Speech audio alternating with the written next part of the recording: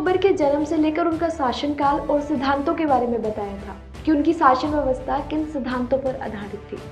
आज हम बात करेंगे अकबर के साम्राज्य के बारे में कि कहाँ कहाँ था अकबर का साम्राज्य।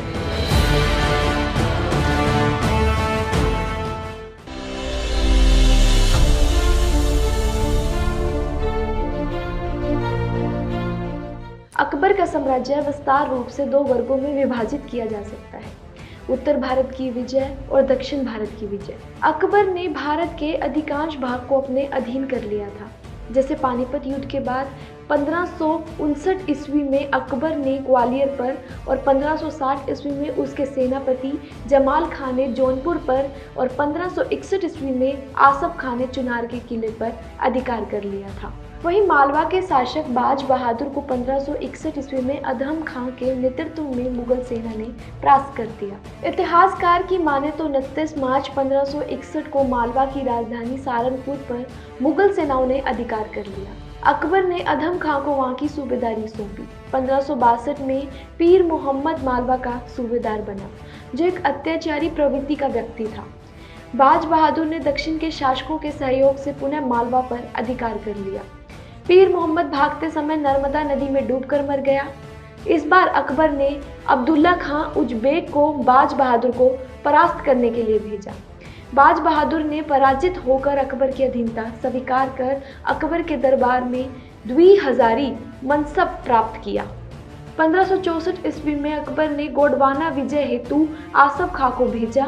तत्कालीन गोंडवाना राज्य की शासिका व महोबा की चंदेल राजकुमारी रानी दुर्गावती, जो अपने अल्पायु पुत्र वीर नारायण की संरक्षिका के रूप में शासन कर रही थी। उन्होंने आसफ खां के नेतृत्व वाली मुगल सेना का डटकर मुकाबला किया। अत्यंत मां और पुत्र दोनों वीर गति को प्राप्त हुए। 1564 ईस्वी में गोंडवाना मुगल साम्राज्य के अधीन हो गया।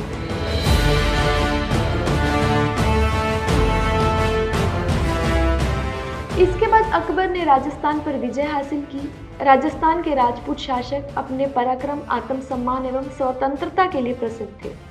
अकबर ने राजपूतों के प्रति विशेष नीति अपनाते हुए उन राजपूत शासकों से मित्रता और वैवाहिक संबंध स्थापित किए, जिन्होंने उसकी अधीनता स्वीकार कर ली। किंतु जिन्होंने अधीनता स्वीकार नहीं की, उनसे युद्ध के द्वारा अधीनता स्वीकार करवाने का प्रयत्न किया। वहीं 1572 से 73 ईस्वी में गुजरात पर विजय हासिल की। गुजरात एक समृद्ध, उन्नतिशील एवं व्यापारिक केंद्र के रूप में प्रसिद्ध था, इसलिए अकबर इसे अपने अधिकार में करने के लिए काफी उत्सुक था। सितंबर 1572 ईस्वी में अकबर ने स्वयं ही गुजरात को जीतने के लिए प्रस्थान किया। उस समय गुजरात का शासक मुजफ्फर खां तृतीय था। लगभग 1.5 महीने के संघर्ष के बाद 26 फरवरी 1573 तक अकबर ने सूरत, अहमदाबाद और कैम्बे पर अधिकार कर लिया। अकबर खाने आजम मिर्जा अजीज कोका को गुजरात का गवर्नर नियुक्त कर वापस आगरा आ गए, किंतु उसके आगरा पहुंचते ही सूचना मिली कि गुजरात में मोहम्मद हुसैन मिर्जा ने विद्रोह कर दिया है।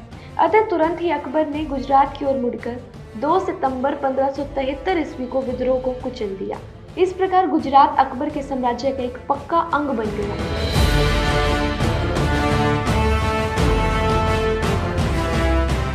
बिहार एवं बंगाल पर सुलेमान करानी अकबर की अधीनता में शासन करता था। करानी की मृत्यु के बाद उसके पुत्र दाऊद ने अपनी स्वतंत्रता की घोषणा कर दी।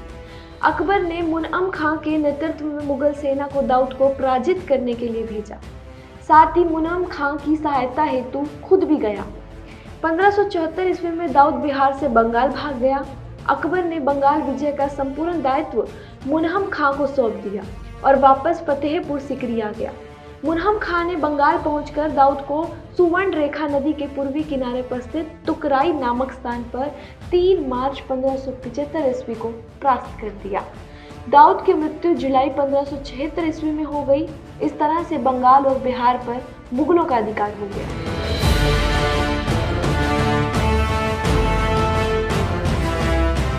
हल्दी घाटी का युद्ध। उदय सिंह की मृत्यु के बाद मेवाड़ का शासक महाराणा प्रताप हुआ। अकबर ने मेवाड़ को पूर्ण रूप से जीतने के लिए अप्रैल 1576 ईस्वी में आमेर के राजा मानसिंह एवं आसफ खां के नेतृत्व में मुगल सेना को आक्रमण के लिए भेजा। दोनों सेनाओं के मध्य गोगुड़ा के निकट अरावली पहाड़ी की हल्दी घाटी शाखा के मध्य हुआ। इस युद्ध में राणा प्रताप पराजित हुए। उनकी जान झाला के नायक की नीक स्वार्थ भक्ति के कारण बच सकी, क्योंकि उसने अपने को राणा घोषित कर शाही दल के आक्रमण को अपने ऊपर ले लिया था। राणा ने चेतक पर सवार होकर पहाड़ियों की ओर भागकर आश्रय लिया। यह अभियान भी मेवाड़ पर पूर्ण अधिकार के बिना ही समाप्त हो गया। 1597 ईस्वी में राणा प्रताप की मृत्यु के बाद उनका पुत्र अमर सिंह उत्तराधिकारी हुआ। उसके शासनकाल 1599 ईस्वी में मान सिंह के नेतृत्व में एक बार फिर मुगल सेना ने आक्रमण किया। अमर सिंह की पराजय के बाद भी मेवाड़ अभियान अधूरा रहा, जिसे बाद में जहांगीर ने पूरा किया। काबुल विजय। मिर्जा हकीम, जो रिश्ते में अकबर का सौतेला भाई था, काबुल पर स्वतंत्र शासक के रूप में शासन कर रहा था। सम्राट बनने की महत्वाकांक्षा में उसने पंजाब पर आक्रमण किया। उसके विद्रोह को कुचलने के लिए अकबर ने 8 फरवरी 1581 ईस्वी को एक बृहद सेना के साथ अफगानिस्तान की ओर प्रस्थान किया। अकबर के आने का समाचार सुनकर मिर्जा हाकिम काबुल की ओर वापस हो गए। 10 अगस्त 1581 को अकबर ने मिर्जा की बहन बख्तुन्निसा बेगम को काबुल की सूबेदारी सौंपी।